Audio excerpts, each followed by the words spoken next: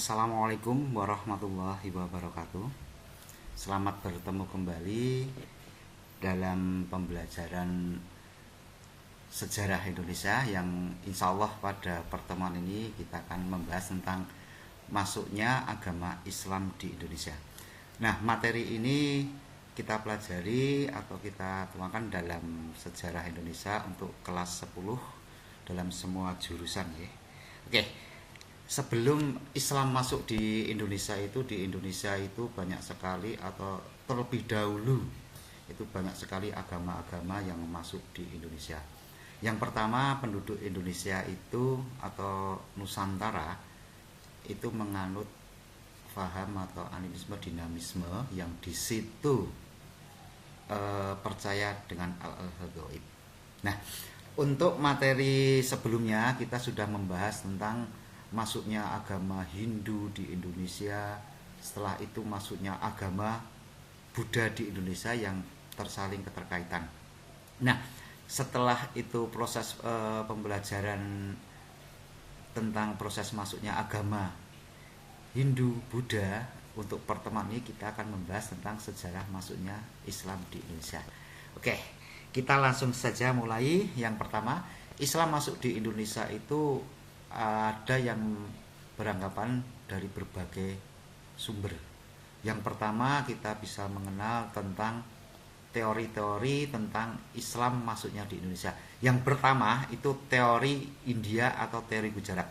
Nah, dalam teori ini menyebutkan agama Islam itu masuk di Indonesia itu melalui para pedagang dari India Muslim atau Gujarat yang berdagang di Nusantara pada abad sekitar 13 Masehi. Nah, saudara-saudara dari Gujarat ini datang di Malaka, kemudian menjalin relasi dengan orang-orang di wilayah barat di Indonesia atau Nusantara. Setelah itu terbentuklah sebuah kerajaan Islam yang bernama Kerajaan Samudra Pasai.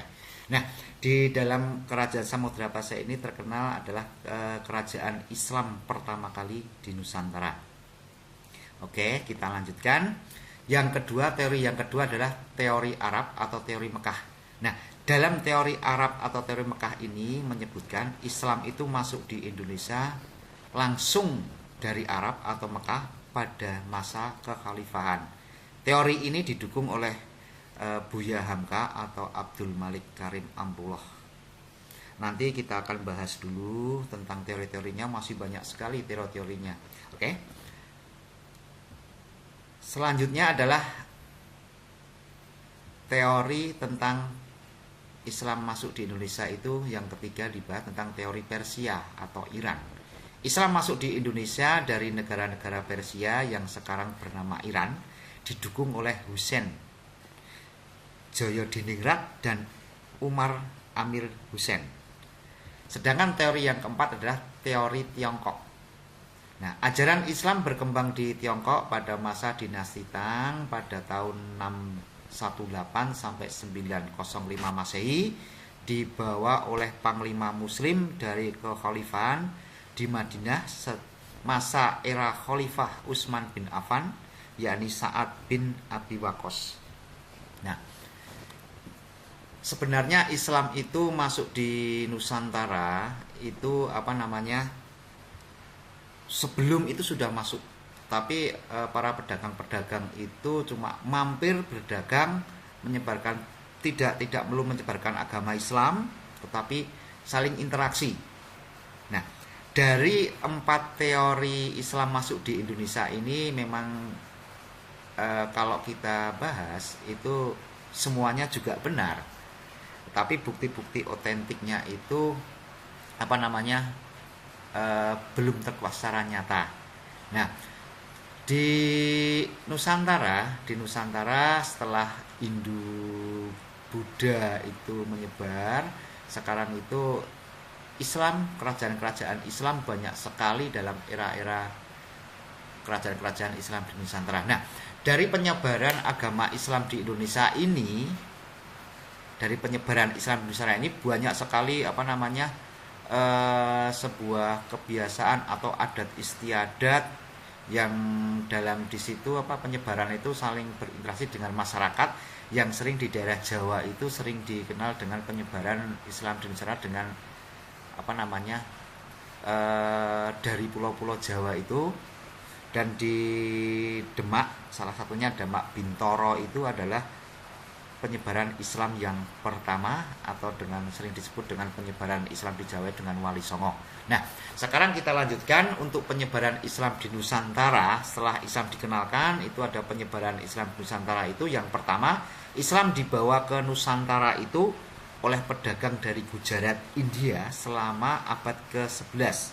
Meskipun meskipun Muslim telah mendatangi Nusantara sebelumnya. Nah, ini di sini yang seperti yang saya katakan tadi. Penyebaran yang kedua, pada akhir abad ke-16, Islam itu telah melampaui jumlah penganut Hindu dan Buddhisme sebagai agama dominan bangsa Jawa dan Sumatera. Nah, di sini di penyebaran yang nomor kedua ini,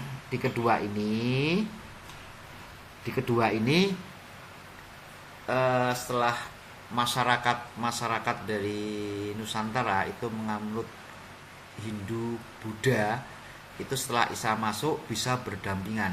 Nah, di sini ditunjukkan dengan salah satunya itu kerajaan-kerajaan seperti di Jawa Barat ada kerajaan Pajajaran, Majapahit yang dalam kehidupannya itu bisa berdampingan. Nah, ini menggantikan dominan dari Hindu dan Buddha. Selanjutnya, penyebaran Islam di Nusantara yang ketiga itu adalah Bali. Pulau Bali tetap mempertahankan mayoritas Hindunya. Nah, bisa dilihat sampai sekarang mayoritas agama di Bali itu agama Hindu. Mengapa agama Hindu? Karena agama Hindu itu yang pertama kali masuk di Indonesia. Dan yang terakhir adalah pulau-pulau di timur sebagian besar tetap menganut animisme sampai abad 17-18 ketika agama Kristen menjadi dominan di daerah tersebut. Nah, ini kaitannya yang keempat ini adalah dengan penyebaran kolonialisme dari bangsa-bangsa Barat. Nah, ini mungkin sedikit pembelajaran tentang bagaimana cara penyebaran Islam di Indonesia.